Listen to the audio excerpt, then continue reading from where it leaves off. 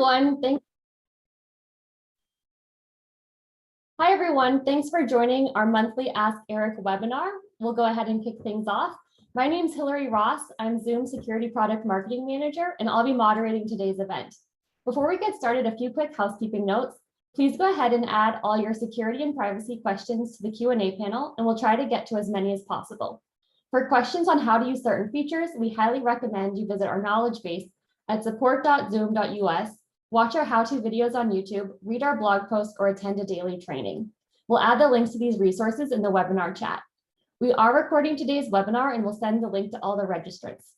We're once again excited to provide an update on the progress we continue to make with respect to security and privacy, as well as the opportunity to ask Eric and a few of our top team members questions. Today, we're going to have Eric, our founder and CEO, kick off our webinar with some opening remarks. We'll then have Lynn Holland, our Chief Compliance, Ethics, and Privacy Officer, provide an update on our latest in-product privacy notifications, and she'll be followed by Gary Sorrentino, our Global Deputy Chief Information Officer, CIO, who will moderate a fireside chat with members of our team and CIO advisors on privacy and security across government, healthcare, financial services, and education.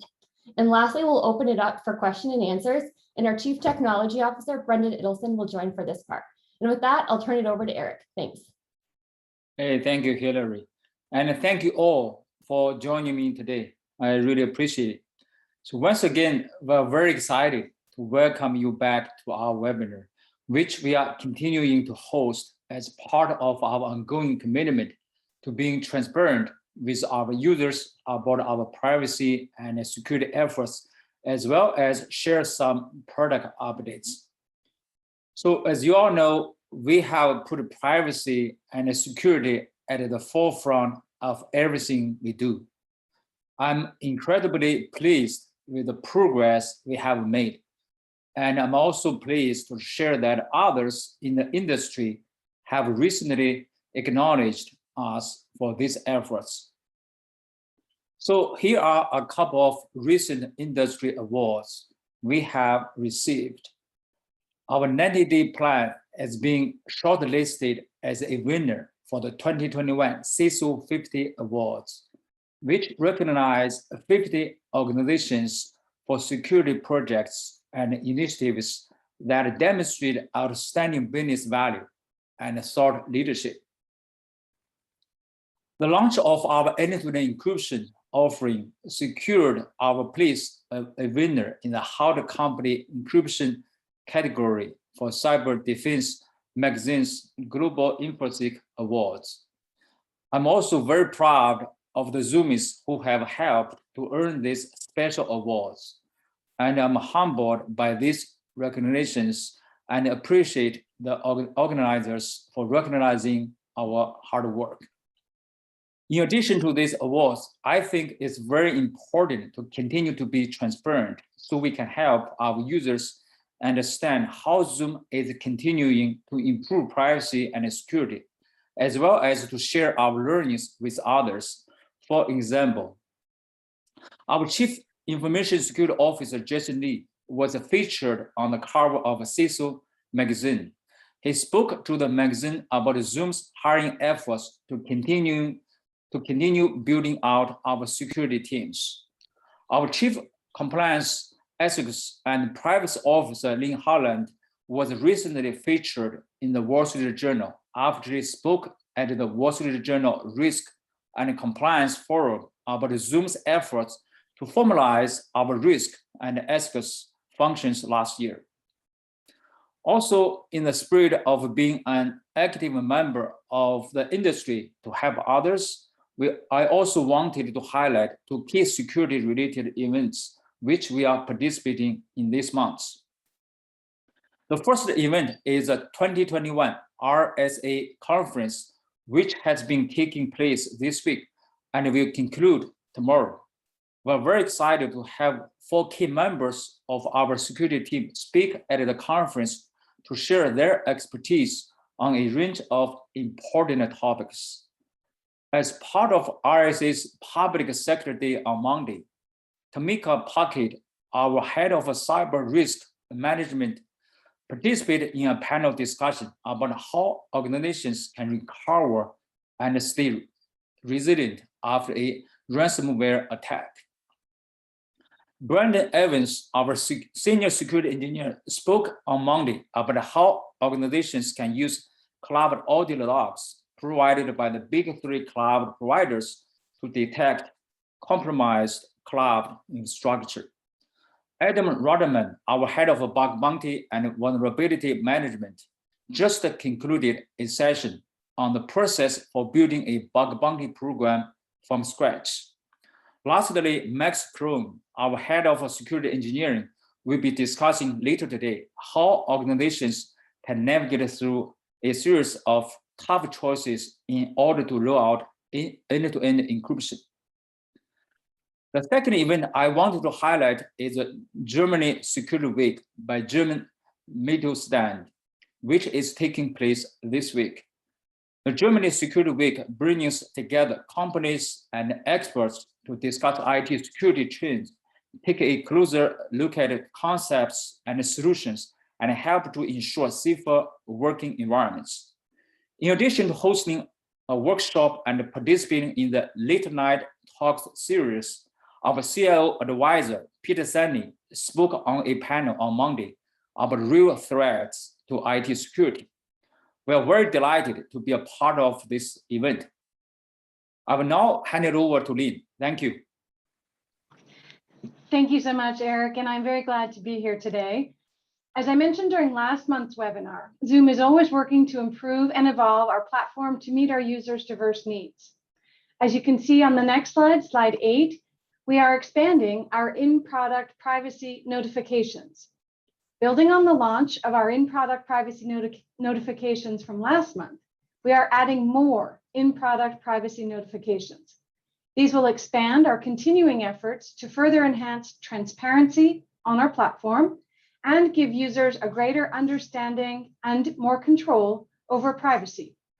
As a recap, our in-product privacy notifications are designed to make it easier for users to understand who can see, save, and share their content and information when they join meetings and other experiences hosted on Zoom. These notices are designed to help users make informed decisions about how they use Zoom without disrupting the frictionless experience that they count on. You see here on 9, the types of notifications. In addition to the notifications for a number of features and experiences within the Zoom platform that we rolled out last month, we are adding notice and consent for registration for events or meetings hosted on Zoom, as well as recordings and live streamed meetings this coming weekend. We are also adding user profile notifications, which remind users that if they are signed into Zoom, this information will also be visible to the account owner and any hosts of meetings and webinars that they join. With that, I'll turn it over to Gary. Thank you, Lynn.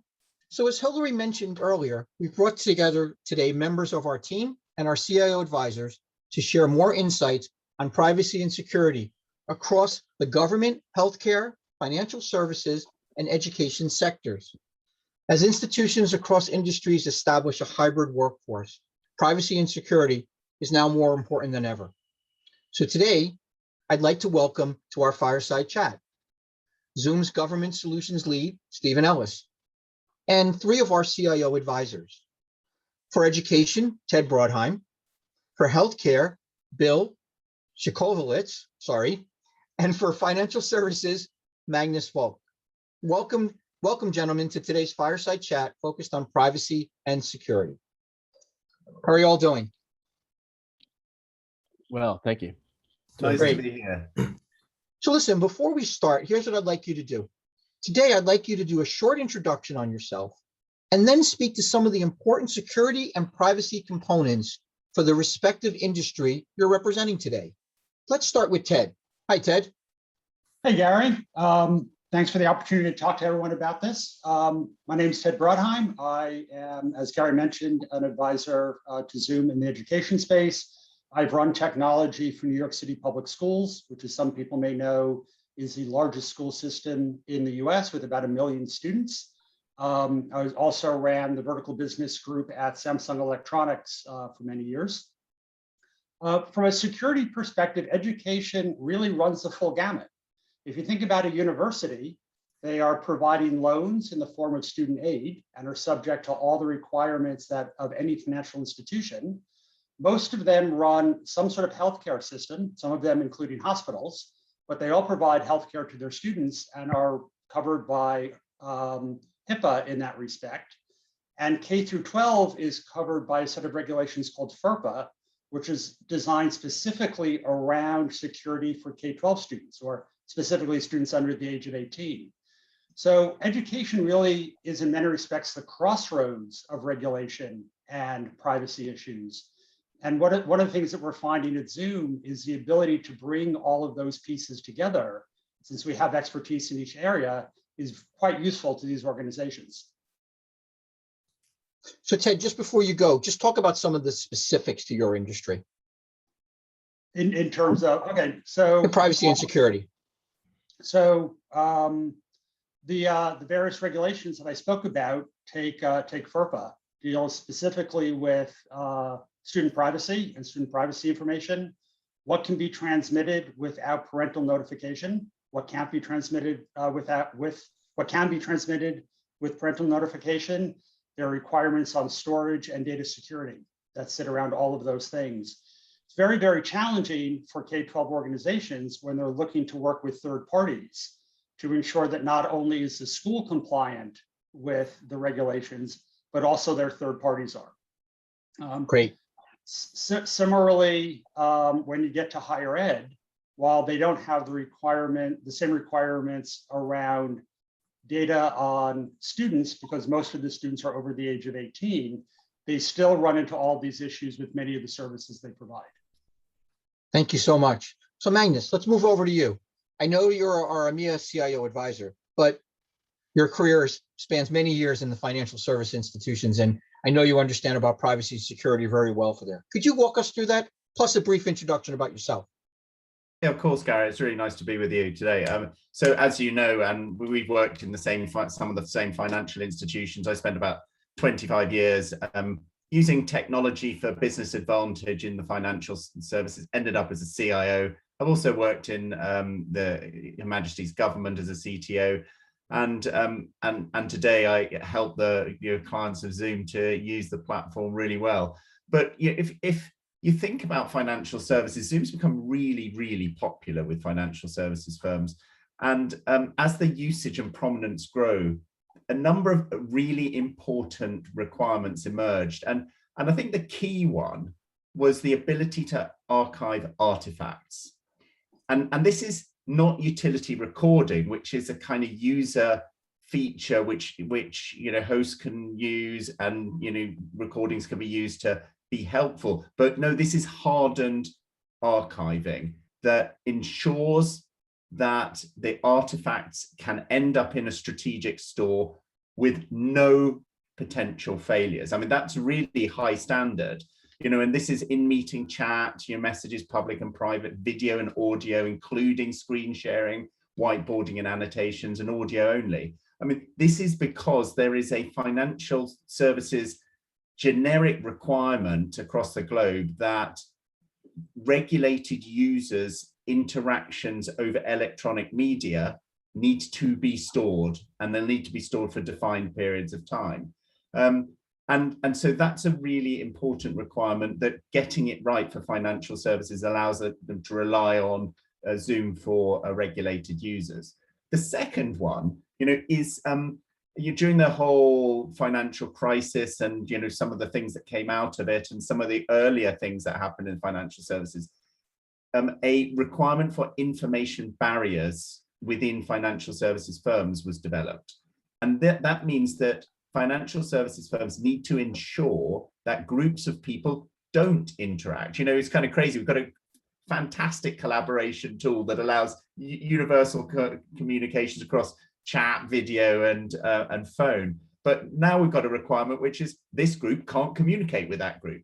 So we have to have the support of information barriers, which allow customers to control communication between those groups and actually stop it. So the tool cannot be used if you're in group A and group A can't communicate with group B and the other person's in group B. you cannot use Zoom to allow that or facilitate that communication. And then the third area where people are extremely interested around chat etiquette and data loss prevention. Chat etiquette is so that they can ensure that their people are chatting in appropriate ways for their firm, and block things that are not appropriate. And that might be the sharing of personally identifiable data in chat. It might be profanities in chat, might be, rules that are important to the organization. And then there's also the need to integrate with DLP tools that organizations already have. So there's a lot of detail there, a lot of real specifics, but it's been fabulous to see how Zoom has really embraced the industry. The Financial Services Industry Council is getting fully updated with these things and helping really fine tune them to their requirements. Great update. Bill, let's move on to you. So telehealth's been big. We're coming out of the pandemic in different places around the world. Privacy and security is really big in healthcare. So welcome, introduce yourself, and let's talk about some of the special needs and functionalities for your industry. You bet. Thank you, Gary. Thanks for having me. My name is Bill Shikolovich, and I'm the CIO advisor here at Zoom, and I support a healthcare team. Prior to joining Zoom, I spent almost 20 years as a healthcare CIO, working through various stages of transformation, moving us from different payment models to now most recently, just prior to joining Zoom, part of a team to try to stand up telehealth in a quick way.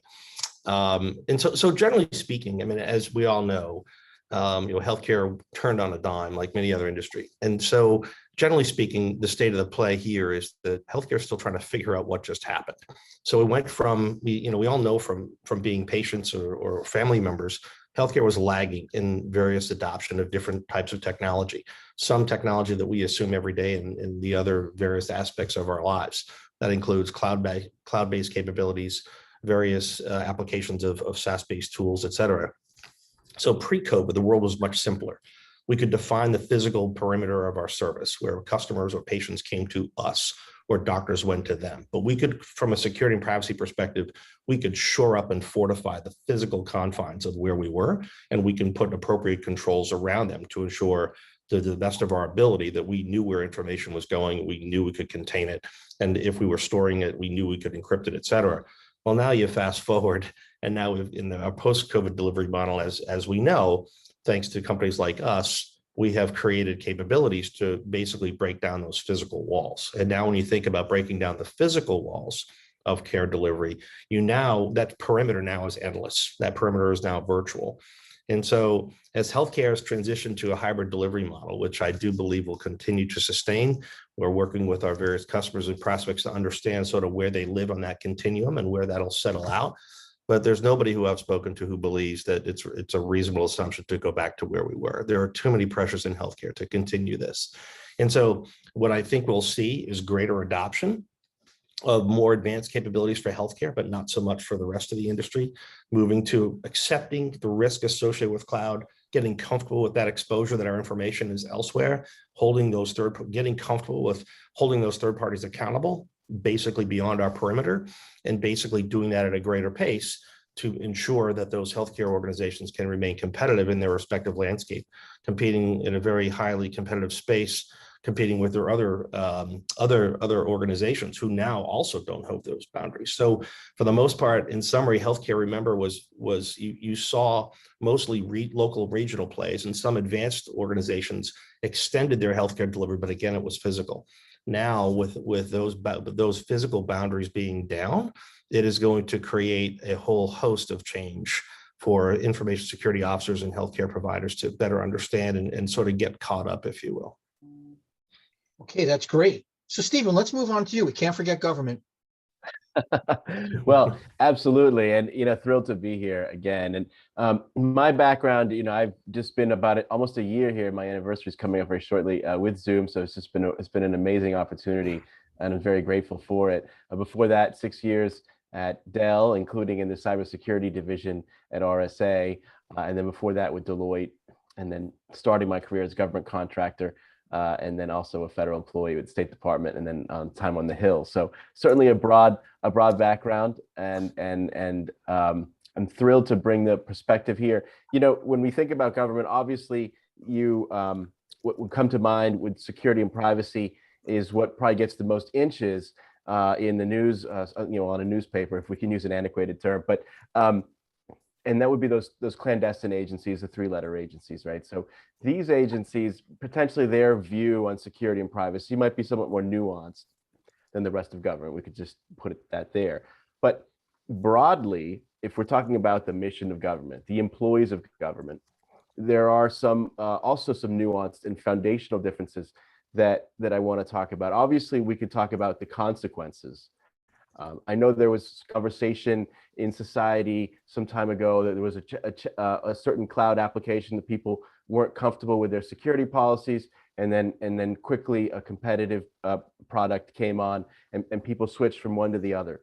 If there's a problem with the delivery of government services, then we start to have societal breakdown, societal problems. So the consequences, just as Bill mentioned with healthcare, those consequences are really socially critical. So that's there. And on the other side of consequence, you have impact, the opportunity to transform lives and really improve outcomes, and where there's been harm, repair it, and where, you know, those challenges. So that's more on the mission, what separates government.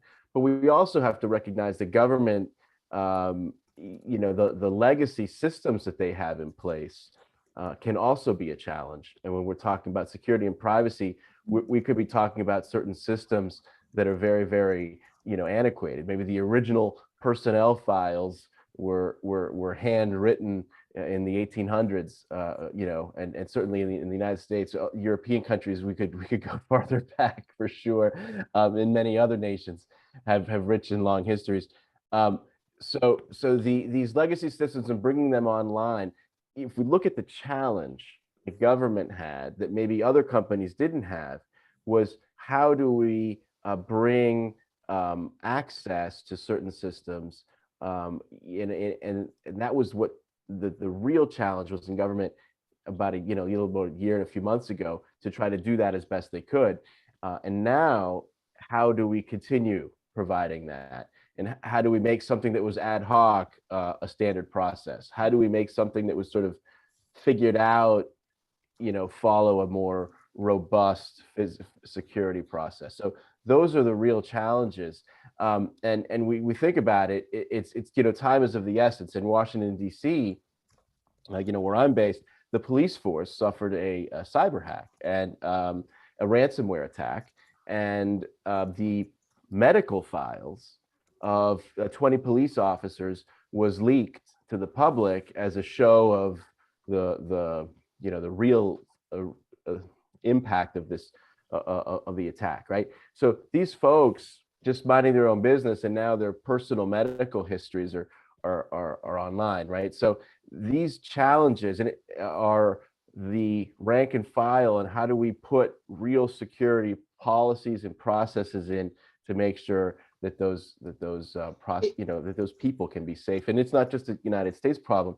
The police force, Metropolitan Police Force in the United Kingdom, in London, is trying to do the same thing. And it was interesting. There was a conversation I had recently, and the question was, we have put all this investment, and this was again in London, into these physical structures to secure either data or people or other important assets. And now it's the virtual structures aren't as secure. So I think there's a lot of sort of rebalancing, whereas a year ago it was, let's just try to get things to work online. Now the policy vision is, let's just make it secured. So maybe round this out with a couple of things. What are some of the specific things that Zoom does for the government industry, specifically in privacy and security? Sure. Well, I think what we want to look at is the ability to speak securely, to have secure, impactful conversations, and following the security requirements natively, and that's very important. So that's number one. And for example, in the United States, we have the Zoom for Government platform that's for federal agencies, and it's also available for U.S. state and local agencies. Again, this is something that brings the experience of Zoom to those agencies so that they can have that secure collaboration and to be able to do that in a way that is not, again, a jerry-rigged process where, okay, we have to try to figure it out, and how do you get around the network problem. For us, we're able to do that natively. And so I think that to do that offers scale. And the real impact of that is as people start to come back, where maybe 4 people are in an office and 2 are out, and to be able to keep that experience as close to face for those remote people. And I think that's the power of Zoom, when we're able to bring the full value of the remote collaboration that's going to continue going forward, and we're able to bring that in a safe and secure way natively. So that's the value. Great. Thank you. So gentlemen, thank you very much. I heard a lot of uniqueness. But Ted, I'm going to put you on the spot here, so sorry. Right? We just attended an EDU session. Okay. And I heard from one of the CIOs, he's having a challenge doing chat and recording archiving. Okay. But I just heard Magnus say he has a solution to something one of our clients is having a challenge with. Hey, Bill, the same gentleman got up and said, do you know that I'm HIPAA compliant, or I need to be HIPAA compliant? What I got from our session before this today was, we have very vertically aligned privacy and security, right? Because we're meeting the needs of those industries. But I learned today, there's a lot more cross education that's required. Mm-hmm. So I'm putting the question out to the 4 of you. Please all jump in, right?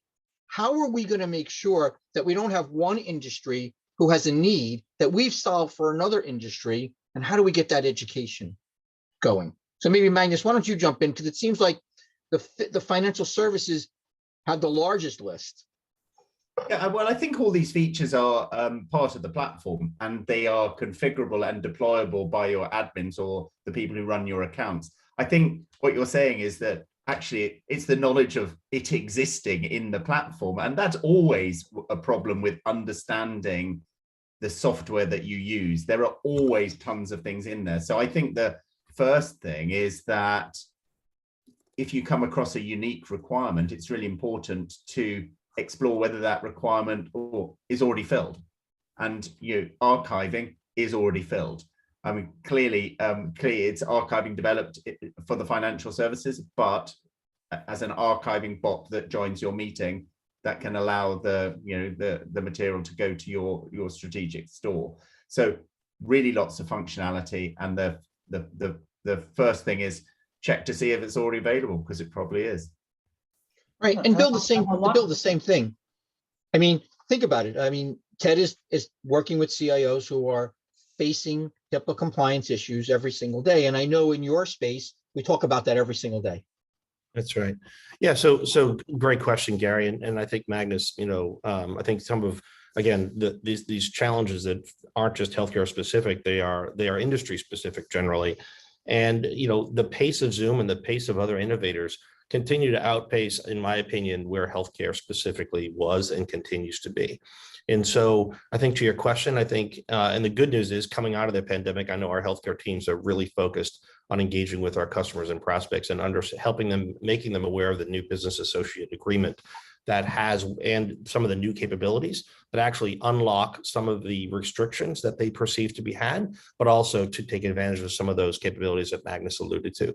And so I think the challenge is general. I think the healthcare specific challenges coming out of the fog of COVID, and as they still have to deal with COVID and reset their broader business strategies, we've got to make a concerted effort, to your point, to go horizontal to ensure that these capabilities, they're generally aware and understand its applicability, and then go deep vertically with our account teams to make sure that they're generally aware and actually help them think through and make sure that those solutions are in fact not just generally available, but they're relevant to their challenges to moving ahead. Without doing that, I worry that organizations will continue to just assume that what they have is what it is, and we've got to work hard to make that not so. Well said. Ted, what do you think about this? I think it's great. I think as we listen to our customers more and more and understand where their needs are, we're going to understand where these points of intersection are going forward. I think it's also important, as Magnus described, that perhaps we don't describe these utilities as something that is for financial services, but start describing them as general utilities that can be applied anywhere. And I think education is, particularly higher ed, is kind of unique because people think about it so much as it's a place you go to school, but they're actually very, very diverse businesses with many, many revenue lines, and each of those lines have their own compliance pieces. So there's a nice intersection here, but again, I think it's more about generalizing what these products and features are and making sure they're not described as part of an industry, but just as a utility that's available within Zoom. Yeah, very well said there. Steve, what do you think about it? I think the government could use some of these things too, right? Well, absolutely. And we talk about, we talked about HIPAA, for example, and that's going to be very important for the government, and obviously honored to be able to provide those and support those capabilities and needs and use cases within the government, the federal government, also state and local governments, and then broadly around the world. That, that type of work is going to be ongoing. Also, in the financial world, Magnus talks about KYC, know your customer, and governments are looking at the same types of situations where if someone's making a transaction or if the government's witnessing a transaction or approving a transaction, how can they, have a certain certainty that they're talking to the right person. And I think Zoom has an opportunity there to be sort of, as it's recognized as the platform that so many people are familiar with, so many people can access throughout whatever device it is that they need to have, that they're able to provide that. And for government, that's been very important because we're talking about a user base that could have anything from just a landline, maybe only a phone, maybe only a tablet. We're talking about a wide swath of the citizenry from age 1 to 101 or even beyond. So we want to make sure that we're able to support the communication and collaboration needs through such a wide variety of platforms. And that's really going to be important, whether it's a healthcare issue, whether it's a learning issue, a legacy issue, a national security issue, or a citizen engagement issue. All of those encounters with regulators. And it's very important to have the right platform that people are most comfortable using. So gentlemen, thank you so much for joining today's Fireside Chat. I think you've all provided more than adequate, great information. I'm glad to see, hopefully we'll get some synergies going between all of us, and that'll be great. But for more information on Zoom security features relative to the different industries, I have to give a plug for me, you're going to check back and I'm going to come out with an upcoming blog on security by industry. And it'll be out in the next couple of weeks. So please check Zoom blog for that. And with that, Hillary, I'm turning it over to you. Excellent. Thanks a lot, Gary. Thanks to all the panelists. We'll now open the webinar up for Q&A. So let's jump to the questions. Lynn, we have a couple questions on our latest in-product privacy notifications. The first is, are these notifications available for paying customers only? No, in fact, these are for all of our customers, and we're delighted to have them out there for everyone to use. Great. And one more quickly, who is the account owner that is referenced in these in-product privacy notifications? Thank you. Sorry, I think I put myself on mute for a second. So the account owner, as many of you may know, but the account owner is the individual or the organization. So it could be a company, it could be your workplace, but the individual or organization who sets up an account. And you can find more information about this if you'd like, in general, about our in-privacy notifications. Please go ahead and check out our support page on those in-product privacy notifications. Wonderful. Thanks, Lynn. And a question for you, Brendan. What are the benefits of participating in Zoom's hardware certification program?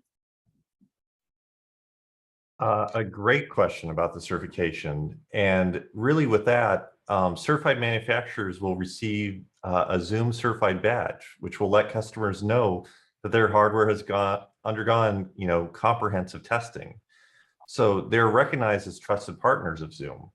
For more information on that program and how to join it, we can probably drop a link in the chat to the Zoom certified page for folks that want to learn more. Perfect, thanks. And we had a question from someone in Nova Scotia, Canada. A lot of schools are having issues with students sending the links to others who join the call and say negative things, trash talk the teacher. What's our advice about this issue? It seems like teachers don't know about registration required or waiting rooms. Is there any more or anything else they could do to help prevent this? Yes, thank you, Hillary. And our hearts sink a little bit when we hear of meeting disruptions still occurring. So we are concerned about these incidents, and we want you to know that we are, upset to hear that they are continuing. We at Zoom strongly condemn this kind of behavior of disrupting, especially if it's a class, right? Especially if it's a class or a meeting where, students need to be taking advantage of their time. So importantly, if I may just remind everybody that meeting disruptions are the result of bad actors who get a hold of, generally speaking, your meeting ID and password. And so it's not as if they're joining from the back door in any way. It's not, in our experience, a security issue, right? It's someone that obtains a meeting ID and password and joins through the front door, if you will, even though they're unwelcome in your meeting or your class. This can occur, of course, when students or public events happen. Students do sometimes share, but generally it is, again, because that meeting ID or password is shared and gets passed along in some way, whether privately or publicly, to those bad actors, if you will. In order to combat meeting disruptions, Zoom has updated a number of the default settings and added a number of features to help hosts, including teachers, easily access certain types of controls and try and protect their classes. So these include, for example, controlling screen sharing, which a teacher can do, remove and report participants, locking down a meeting. We also sometimes recommend, so if you're able to see that your students who you have, who normally should be in class, if they're already there, we might recommend that you lock down a class, among other things. The other thing I would just mention is that we have default on passwords for basic and free single pro and K through 12 accounts, default on waiting rooms for that same set of accounts, basic and free single pro and K through 12. We have default host only screen sharing, again, for those K through 12 accounts. And then a reminder, many of those features can be controlled by the green badge of the meeting host at the bottom of the screen. So finally, I'll just mention, if it seems that the teachers in your area maybe aren't as familiar with some of these features and these controls, please do check out our assets and our articles, support articles and blogs on the Zoom site. And hopefully you'll be able to find some best practices there and some tips. Again, we really do recommend, if at all possible, try not to post your meeting ID and password publicly on websites, social media, and other public forums. But of course, if the kids pass it along, you may then have to resort to the features and the in-meeting types of controls. If you're having a larger event, of course, we always do recommend, if you're having a town hall or something where it's not practical to, look at every participant, look at every student or person in advance before starting the meeting, you may wish to consider a webinar as well. Brendan, is there anything I've missed? Anything that you would add? I think that was a pretty exhaustive list of all the options that are available in the platform. The only other thing that I might add is, circling back to that conversation about account administrators, part of the power of the platform is individual users don't necessarily need to set those settings. Their account administrators can implement some of these controls for all the members of their account. So in the case of a school, it can be configured that, the school's IT department can configure this for all their teachers. So that is something that they don't need to worry about when they are scheduling their sessions. Another feature along those lines, which a school IT administrator might want to set up to help here, is a feature that we call external authentication, where even if someone does get the link, when they attempt to join into the meeting session, it will actually bounce them out to their school's authentication system and require them to authenticate there before being allowed within the meeting. So that way, it is only your students that are coming into that session and that they've been authenticated against your school's official authentication system. So a lot of great features, and really we want to arm folks with features within the product, knowledge through our support, webinars such as these, and the various resources across our blogs and academies. Thanks, Brendan and Lynn. That was really helpful. And Gary, we have a question that's right up your alley. When it comes to establishing a hybrid workforce, what security training should leaders deploy? That's a great question, and I think it's one we hear almost every day, especially from our enterprises. I think that to secure the new hybrid workforce, most security leaders, they need to change their training program, and they need to create a training program that's tailored more towards the human variable. And instead of just questions and answers, it's focused on real life scenarios that are going to emerge in our new hybrid reality. I think it has to be based on training tutorials, but really scenario focused threat awareness. We need to focus on situations like shoulder surfing, sometimes missed in normal training. Business email compromise, yeah, we talk about that, but we don't talk about elicitation, right? We talk about brute force password attacks, but we don't really spend enough time speaking about phishing schemes. So I think what they really need to do is they need to be story-based, and they need to be based on what am I going to, in real life, what am I going to encounter that I need to be trained on? That's very helpful, Gary. And I think we have time for one more question. What is immersive view quickly? We had a question on that. A great question. That is one of the new features within the Zoom client. So heavily encourage folks to do a check for update to get this latest feature. But what the immersive view allows is for everyone to gather together in the same environment virtually. So instead of the individual boxes here, we are in a view together where we can all be placed, working together and collaborating together with 25 individuals, all in that scene together, able to collaborate. And Brendan, we've been showing that to a lot of teachers the last couple of weeks, and they absolutely love it. So it's a great feature. Hey, Hillary, is there a way we can demo this? I don't know. Is there? We can try it. We sure can. We let me sure just can. do this here. Let's go ahead and demo that.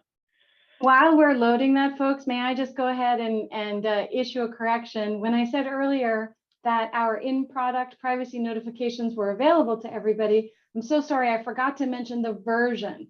So you will have to be, please, on Zoom 5.63 or higher. But please do, when you get a chance, look for that 5.63 or higher, and you'll get those in-product notices. And So now we're in immersive scenes. Yeah, so for those that are on one of the most recent clients, you will now see this immersive scene where we are in this lecture hall.